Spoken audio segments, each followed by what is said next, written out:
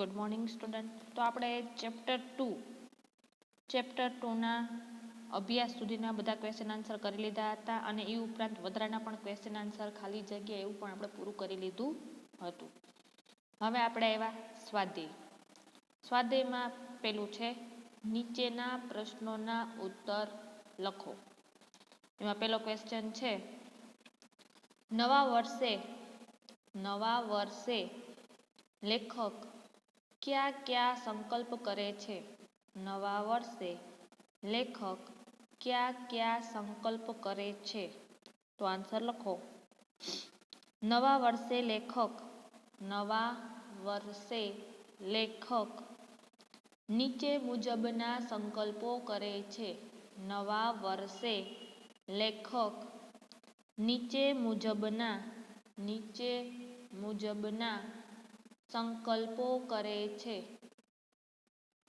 नीचे मुजबना संकल्पो करे छे. लखो पेलू करीने. पेलू आखू वरस वहेलू उठवू. आखू वरस वहेलू उठवू. आखू वरस वहेलू उठवू. बीजू नियमित नोंधपोथी लखवी. नियमित नोंधपोथी लखवी. त्रीजू आज पछी कसरत न करी तो ते दिवसे जमवू नहीं. ते दिवसे जमवू नहीं. आज पछी कसरत न करी तो ते दिवसे जमवू नहीं. चौथू कदी चा न पीवी. कदी चा न पीवी. पांचमू हमेशा 1.5 कलाक कातवू. हमेशा 1.5 कलाक कातवू. हमेशा 1.5 कलाक कातवू.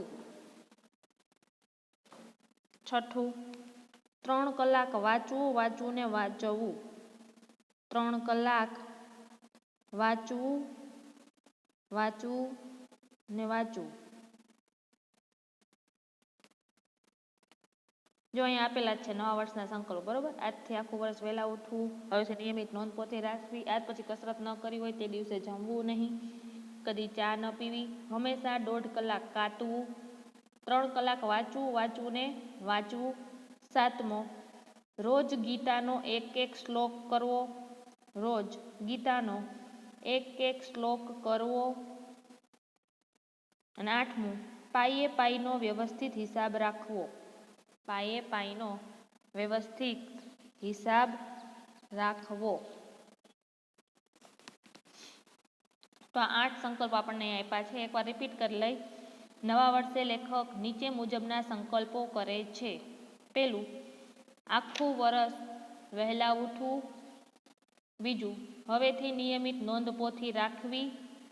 ત્રીજું આજ પછી કસરત ન કરી હોય તે દિવસે જમવું નહીં.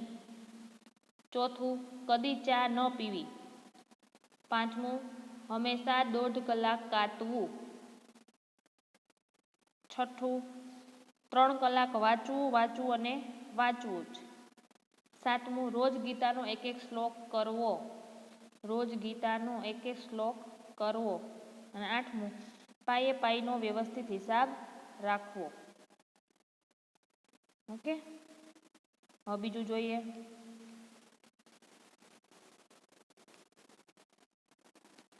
બીજું છે બેસતા વર્ષે સામાન્ય જનોના મનમાં કયા વિચારો આવે છે? બેસતા વર્ષે સામાન્ય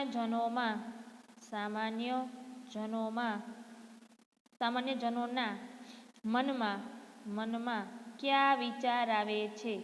કયા વિચાર આવે છે?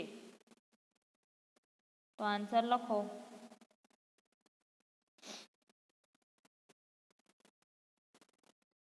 આન્સર લખો. બેસતા વર્ષે સામાન્ય જનોના મનમાં એકાએક વિચાર આવે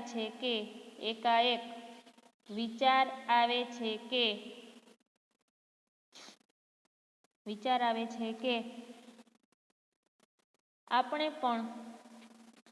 પણ બુદ્ધ, જો અહીંયા લખ્યું હોય બુદ્ધ અલ્પવિરામ મહાવીર અલ્પવિરામ વિવેકાનંદ કે નેપોલિયન થવું.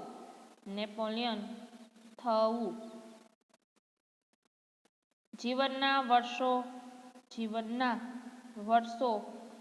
નિરર્થક સરી જતા લાગે છે.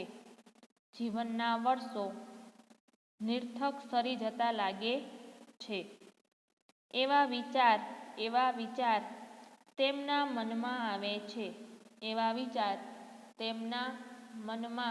આવે છે. આખો આન્સર પહેલેથી જોઈએ. બેસતા વર્ષે સામાન્ય જનોના મનમાં એકાએક વિચાર આવે છે કે આપણે પણ બુદ્ધ, મહાવીર, વિવેકાનંદ કે નેપોલિયન થવું. તેમને જીવનના વર્ષો નિરર્થક સરી જતા લાગે છે. તેથી એકદમ કંઈક કરી નાખવું.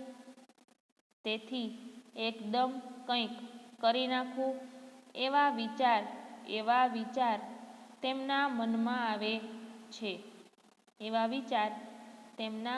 આવે છે. ત્રીજું, નવા વર્ષે લીધેલા સંકલ્પો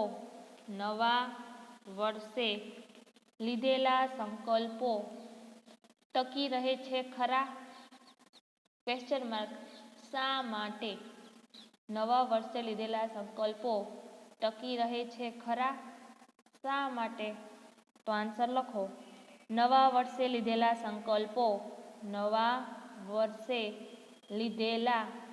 સંકલ્પો ટકી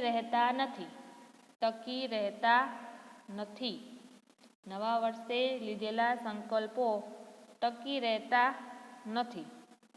કારણ કે બેસતા વર્ષના દિવસે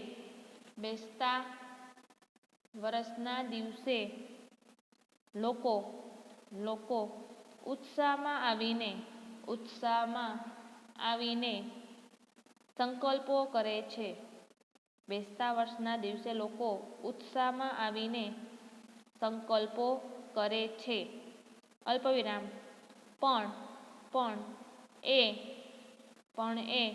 શબ્દરચના હરીફાઈના અડધા ભરાયેલા વ્યૂહની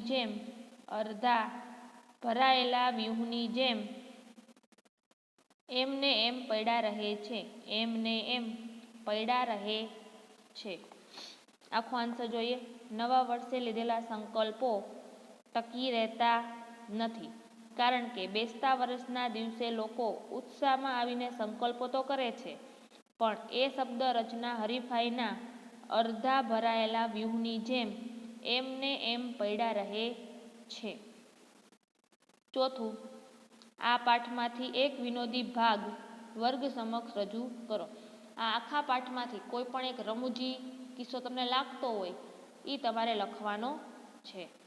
તો મને જે લાગ્યો એ હું લખું, તમને કોઈ બીજો લાગ્યો હોય તો તમે લખી શકો છો. તો લખો. આ પાઠમાંનો એક વિનોદી ભાગ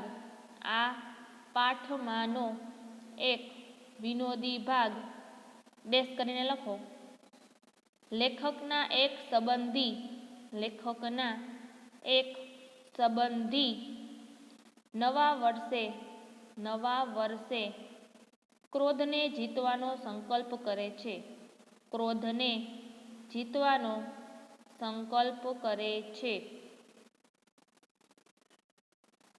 આ પાઠમાંનો એક વિનોદી ભાગ ડેશ કરીને લેખકના એક સંબંધી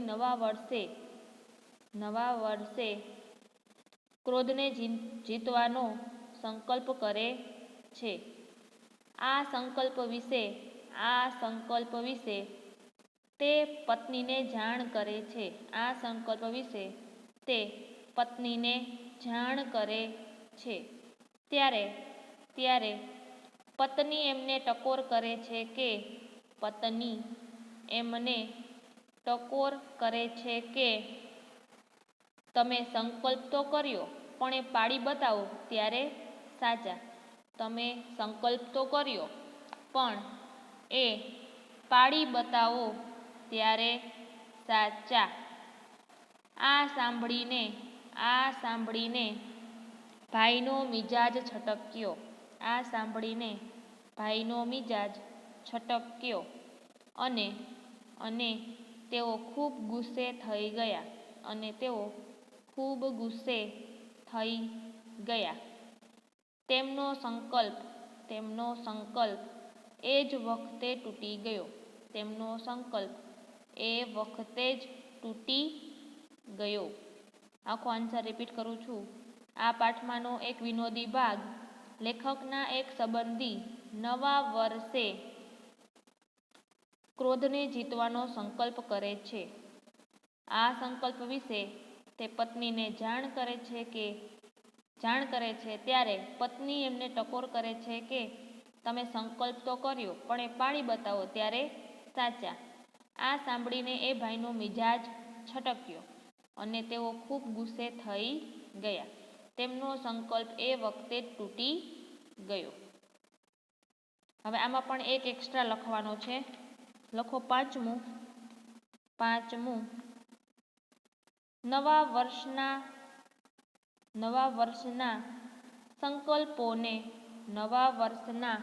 સંકલ્પોને કોની સાથે સરખાવે છે? નવા વર્ષના સંકલ્પોને લેખક કોની સાથે સરખાવે છે? નવા વર્ષના સંકલ્પોને લેખક કોની સાથે સરખાવે છે? તો આન્સર લખો. નવા વર્ષના સંકલ્પોને લેખક વહેલી પરોઢના ઝાકળ સાથે અલ્પવિરામ વૈશાખની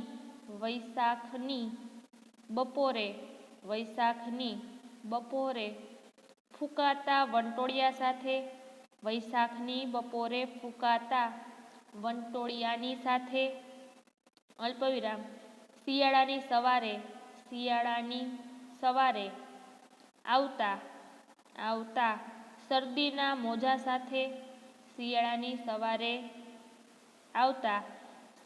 મોજા સાથે અને કોઈ ઉસ્તાદના સંગીતના જલસામાં આવતા ઊંઘના ઝોકા સાથે સરખાવે છે. આખું પાછું જોઈએ લે.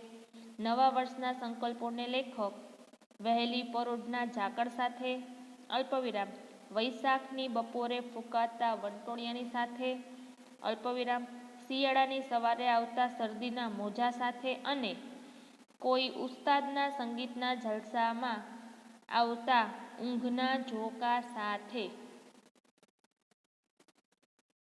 ઓકે. હવે છે ક્વેશ્ચન 2. પાઠના આધારે નીચેના વિધાનો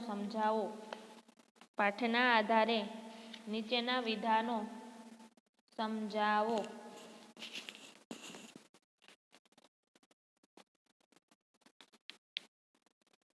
પેલું લખો. નવા વર્ષના સંકલ્પો એટલે વહેલી પરોઢનું ઝાકળ. નવા વર્ષના સંકલ્પો એટલે વહેલી પરોઢનું ઝાકળ. તો લખો. જેમ પરોઢનું ઝાકળ સૂર્ય ઉગે કે તરત જ ઉડી જાય છે. જેમ પરોઢનું ઝાકળ સૂર્ય ઉગે તેમ તરત જ ઉડી જાય છે. એમ નવા વર્ષના સંકલ્પો પણ એમ નવા વર્ષના સંકલ્પો પણ લાંબો સમય ટકતા નથી. એમ નવા વર્ષના સંકલ્પો પણ લાંબો સમય ટકતા નથી. તરત જ અદૃશ્ય થઈ જાય છે. તરત જ અદૃશ્ય થઈ જાય છે. તરત જ અદૃશ્ય થઈ જાય છે. પહેલેથી જોઈએ. જેમ પરોઢનું ઝાકળ સૂર્ય ઉગે તેમ તરત ઉડી જાય છે, એમ નવા વર્ષના સંકલ્પો પણ લાંબો સમય ટકતા નથી. તરત જ અદૃશ્ય થઈ જાય છે. એની પછીનું બીજું. વા વાતા ચીડાવું ને પાન ખરતા પીડાવું. વા વાતા ચીડાવું ને પાન ખરતા પીડાવું. તો આન્સર લખો. એક સંબંધીએ નવા વર્ષના દિવસે ક્રોધને જીતવાનો સંકલ્પ કર્યો. તેણે પોતાના આ સંકલ્પની વાત પત્નીને કરી. ત્યારે તેણે તરત જ વ્યંગમાં કહ્યું. વ્યંગમાં એટલે મસ્કરી કરીને. વ્યંગમાં કહ્યું. અલ્પવિરામ ઇન્વર્ટેડ કોમા. તમારો સંકલ્પ તો ગમ્યો. તમારો સંકલ્પ તો ગમ્યો. અલ્પવિરામ પણ પાળો તો ખરા.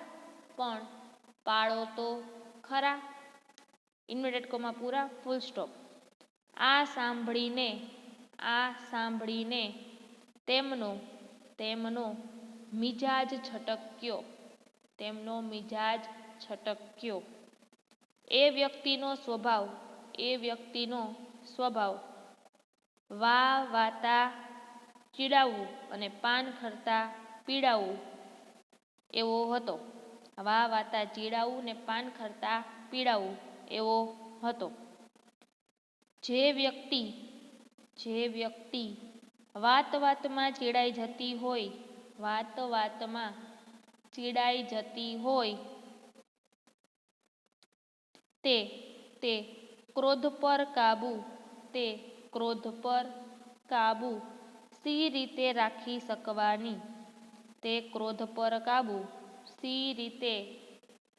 શકવાની? Question mark. એ જ રીતે પાન ખરે ને જે પીડાય એટલે કે નાની એવી વાતમાં દુખી થતી હોય તે ક્રોધને કઈ રીતે જીતી શકવાની? Question mark. આખો આન્સર જોઈ લઈ. એક સંબંધીએ નવા વર્ષના દિવસે ક્રોધને જીતવાનો સંકલ્પ કર્યો.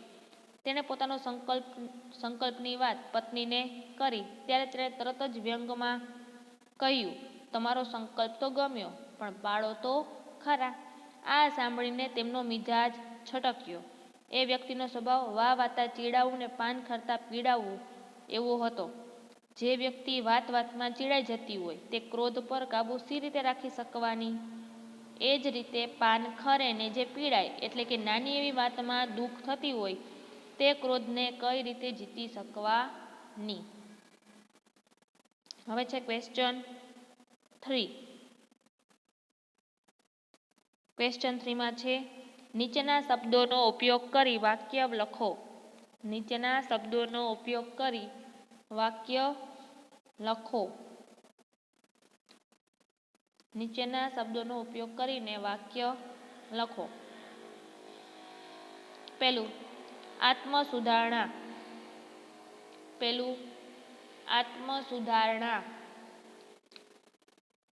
વાક્ય બનાવો. દરેક વ્યક્તિએ દરેક વ્યક્તિએ બેસતા વર્ષે દરેક વ્યક્તિએ બેસતા વર્ષે આત્મસુધારણા માટે કોઈને કોઈ સંકલ્પ કરવો જોઈએ. આત્મસુધારણા માટે કોઈને કોઈ સંકલ્પ કરવો જોઈએ. બીજું, અઠવાડિયું. લખો, અઠવાડિયું વીતી ગયું. અઠવાડિયું વીતી ગયું. છતાં છોકરાના કાંઈ ખબર ન આવ્યા. છોકરાના કંઈ ખબર ના આવ્યા. અઠવાડિયું વીતી ગયું છતાં છોકરાના કાંઈ ખબર ન આવ્યા. ત્રીજું, જળજળિયા. જળજળિયા. વાક્ય બનાવો. દીકરીને સાસરે વળાવતા માની આંખમાં જળજળિયા આવી ગયા. દીકરીને સાસરે વળાવતા માની આંખમાં જળજળિયા આવી ગયા. ચોથું, ઉચ્ચારણ.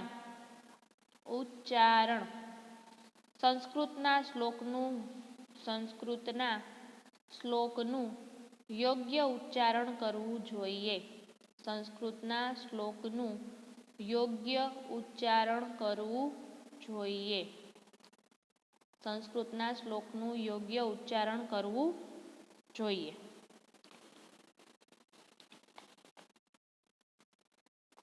હવે લખો, નીચે આપેલા શબ્દોના સમાનાર્થી શબ્દ લખો. નીચે આપેલા શબ્દના સમાનાર્થી શબ્દ લખો. નીચે આપેલા શબ્દોના સમાનાર્થી શબ્દ લખો. પહેલું, સંકલ્પ. સંકલ્પ. તો લખો, પ્રતિજ્ઞા. પ્રતિજ્ઞા. પ્રતિજ્ઞા. બીજું લખો, ચાંદની. ચાંદની. લખો સામે, ચંદ્રિકા. ચંદ્રિકા. ત્રીજું લખો, ગાંડો. ગાંડો. સામે લખો, પાગલ. ગાંડો. તો સામે લખો, પાગલ. ચોથું લખો, હવા. હવા. સામે લખો, પવન.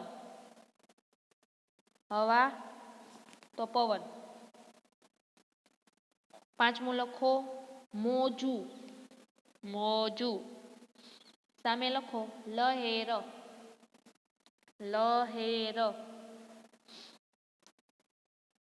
છઠ્ઠું લખો, સલાહ. છઠ્ઠું લખો, સલાહ. સામે લખો, બોધ અથવા ઉપદેશ. બોધ અથવા ઉપદેશ.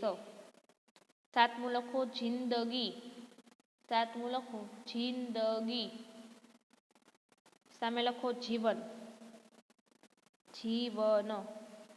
આઠમું લખો, મબલખ. આઠમું લખો, મબલખ. સામે લખો, પુષ્કળ. પુષ્કળ. નવમું લખો, મુશ્કેલી. નવમું લખો, મુશ્કેલી.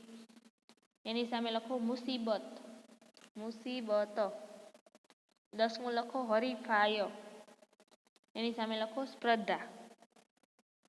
સ્પર્ધા. પહેલેથી જોઈ લઈ.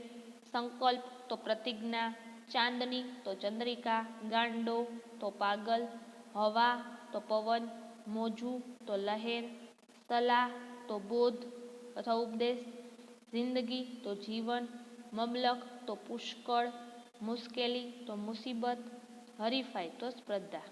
ઓકે. હવે લખો એની પછીનો વિરુદ્ધાર્થી શબ્દ લખો. નીચે આપેલા શબ્દોના વિરુદ્ધાર્થી શબ્દ લખો. નીચે આપેલા શબ્દોના વિરુદ્ધાર્થી શબ્દ લખો. પેલું લખો વહેલા. વહેલા. સામે લખો મોડા. વહેલા તો મોડા. બીજું વ્યવસ્થિત. વ્યવસ્થિત તો સામે લખો અવ્યવસ્થિત.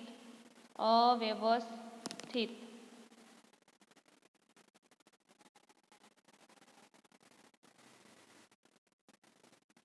વ્યવસ્થિત તો અવ્યવસ્થિત.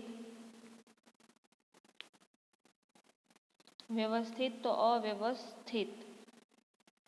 ત્રીજું લખો ગાંડો. ગાંડો તો સામે લખો ડાહ્યો. ગાંડો તો ડાહ્યો. ચોથું નિર્થક. નિર્થક તો સામે લખો સાર્થક. નિર્થક તો સાર્થક.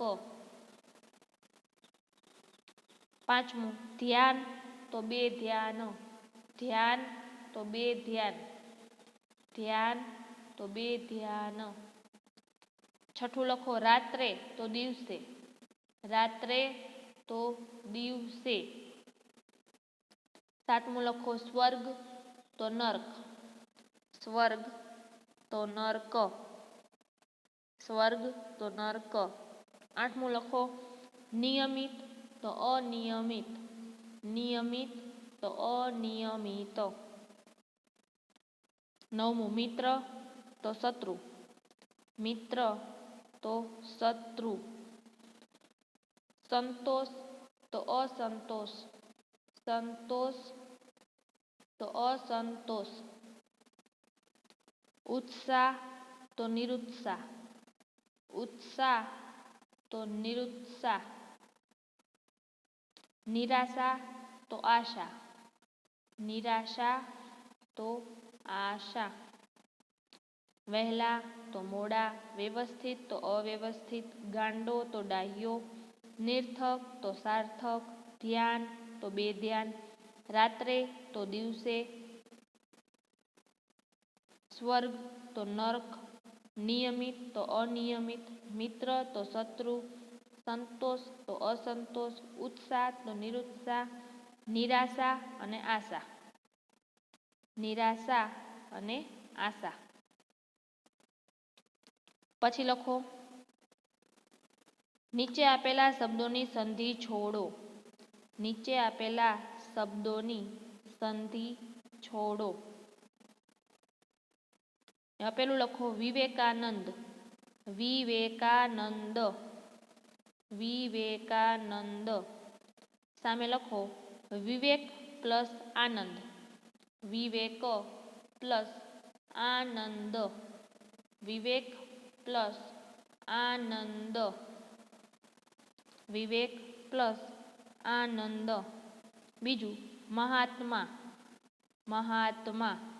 સામે લખો મહા પ્લસ આત્મા.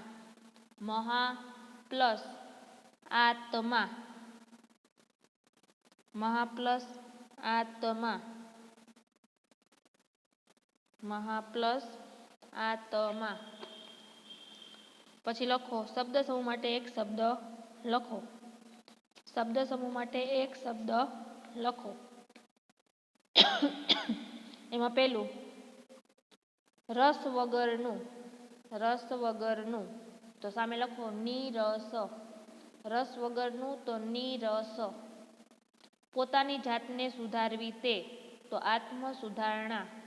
પોતાની જાતને સુધારવી તે એટલે આત્મ સુધારણા. ત્રીજું ઇન્દ્રનું આસન એટલે ઇન્દ્રાસન. ઇન્દ્રનું આસન એટલે ઇન્દ્રાસન. ચોથું ફરીથી જન્મ લેવો તે એટલે પુનઃજન્મ. ફરીથી જન્મ લેવો તે એટલે પુનઃજન્મ. પાંચમું દ્રઢ નિશ્ચય વાળું એટલે દ્રઢ નિશ્ચયી. દ્રઢ નિશ્ચયી. છઠ્ઠું લખો કદી નહીં મરવાની. કદી નહીં મરવાની ખાતરી આપતું લખાણ. ખાતરી આપતું લખાણ. કદી નહીં મરવાની ખાતરી આપતું લખાણ. અમર પટ્ટો, અમર પટ્ટો.